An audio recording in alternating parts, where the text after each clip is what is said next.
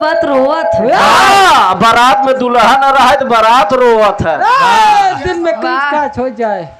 एक काम कराए वो बगली मंच पे आवे तब ही सुनावा। आवाज सही कर भैया। अच्छा मंच पे नहीं ऐसे बोल दी। बोला वो सब मंच छोड़ के भगवाई करे थी। अच्छा तो चला सुन ले भैया, अगर कान भगवान दियो ये सही सलामत हुई तब जहाँ ग बाटा वो सुन ले हैं। उम्मीद करी थी कि वहाँ कुल सुनाए भैया हो। भगेड़ू आदमी ऐसे न होती मंच छोड़ के भगवाई करे थी। कहीं की रुचि कहीं की कहा बोला थे बिरहा जवन गाय समझ में ना आए। रुक जा बताओ ती भाई, कहन की रुचि कहे कि हमार बिरहा में जवन गाय समझी न आए। इनकर बिरहा बहुत समझ में आए। और करे बाद कहन कि रुचि कहीं बिरहा चिल्लाए के यार हम माना तही कि कलाकार ऐसा होना चाहिए जो ने तरीके के माहौल बा वही हिसाब से ढली जाए। पब्लिक हाथ से रस सुने चाहत बा तो हाथ से रस, भाव देख के हर एक काम करे। करुण रस सुने चाहत बा तो करुण रस, वीर रस सुने के चाहत बा तो वीर रस। तू अगर एक न बताऊ रामदेव गुरुदेव का रहे बुल्लू गुरुदेव का रहे ते न जानिए पब्लिक। पब्लिक बेवकूफ बा, खाली यही जाना थी। हम इनके भी राह पे टिकट टिप्पणी करवे न भाई। हम कहे कि दादा लोग प्यार से गाय दे, अगला गवैया कितनो या फनाए तो जान लो पसीना छोड़ देते रहा। तेमा हम का गलत बोले? हाँ, इनका यह नहीं पता बा के खाद ब लोहराने के भूकत ब कोहराने। कहन चला एक जौन गाय तो बड़ा समझ में आया, इनके इतना दिमाग होते इतने बुद्धि होत कम से कम इतना जान लेते हैं कि रुचि बिरहा चालू करें गजलिये में तो नाटक होए लगा। वो जवान आदमी मंच पर बैठाए रहे वही करे। भैया एक बात जान ल, कुत्ता और आदमी में का अंतर बा? गुरुदेव कुत्ता और आदमी में का अंतर बा? का अंतर वो बच्ची तई बता तो। कुकुरे कितनो पियावा कब हो आदमी न बने। लेकिन आदमी के 2 पैक पियाई दे देखा वो कुकुर हो जाता कि नहीं हो जा। वो तुरंत कुकुर बने, कब बने में तनिको टाइम न लागे भैया हो। कहन कि तू जब 1.5 घंटा धुन तर्ज गावे में लगा दू तो बिरहा का गौ तू। इनका ये पता नहीं ना पब्लिक आजकल ये नाचे गो गावे तोरे तहन वही की दुनिया राखे मां।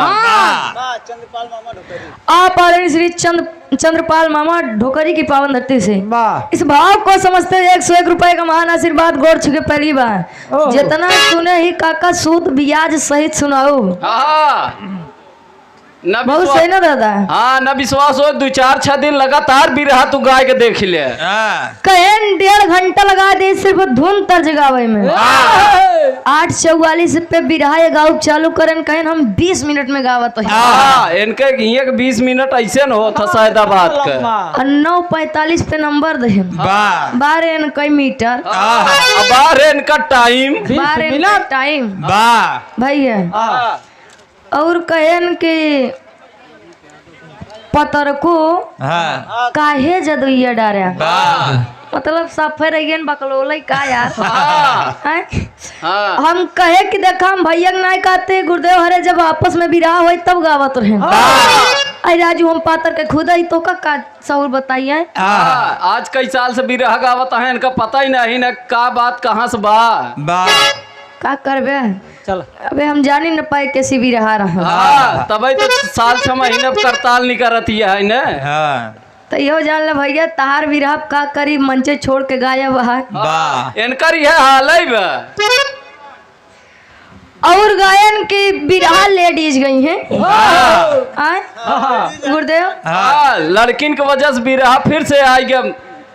नाइट के तो अधर बंदिश का कहारा गा लेता ना पब्लिक सुने के राजी न रहता है। इतना बढ़िया होता है आज रुचि यादव जगह कोनो दूसर कलाकार जेंट्स कलाकार आए होते हैं, लेडीज उबई न करते हैं। हाँ बोलावत तो रहा लेकिन आदमी रुचि नहीं यादव को फरमाइश की है।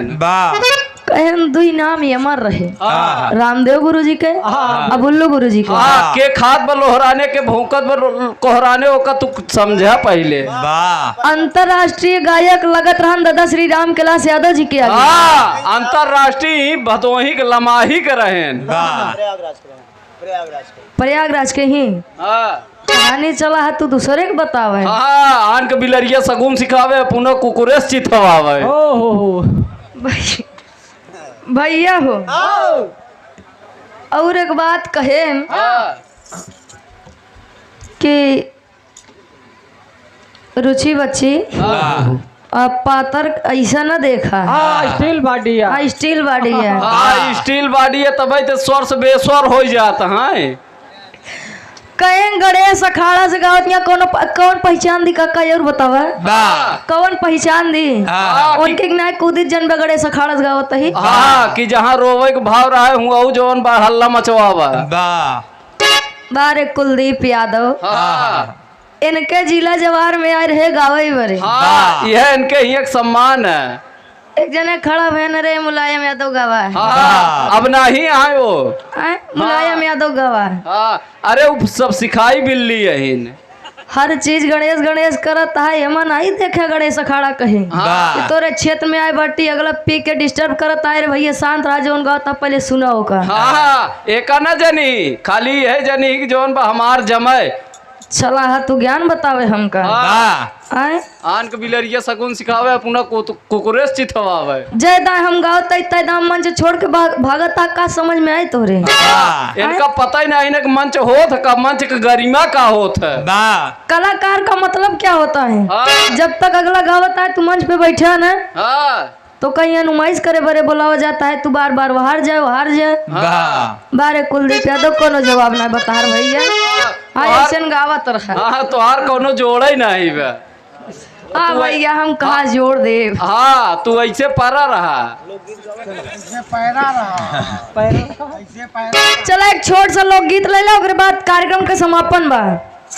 कहे से कि बिरहा जब हम शुरू करे का कहे पहाड़पुर के धरती यहाँ लोग बिरहा सुनत हिन काका देखा बात के अन्यथा न ले बिरहा हम चालू करे के या बिरहा सुनिस। हाँ यही जगतपुर में ककर राम जौन बाटे लाल जी लहरिस कितना बिरहा भाबा यही पहाड़पुर वालन से जगतपुर वालन से पूछ ले के बिरहा सुनी से कब बतावा। हाँ के झंडा उखाड़ के लाई के उसे पूछा पहले भैया। हाँ हमका बतावे चला है तू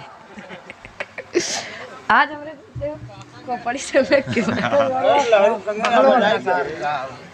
ई भैया लोग आए रहे रुपया भैया हो यूट्यूबर साथी लोग आए रहे। चला कम से कम तो 500 मिला तो। ई लोग इतना दूरी से आए रहे कहेन कि रुचि कुछ गाय दे। हाँ इनहू से का कुछ चाहिए।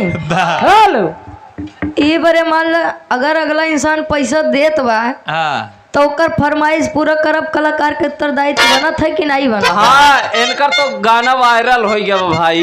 भैया उनके गाना वायरल हो गया और यूट्यूब पे हमार देखबा। हाँ सुधीर भैया। हाँ हमार देखबा तो ऊपर से लेके नीचे तक एक बिरहा न मिले ना एक का है नहीं खाली बस है नहीं कहिए एक गाना वायरल भाव।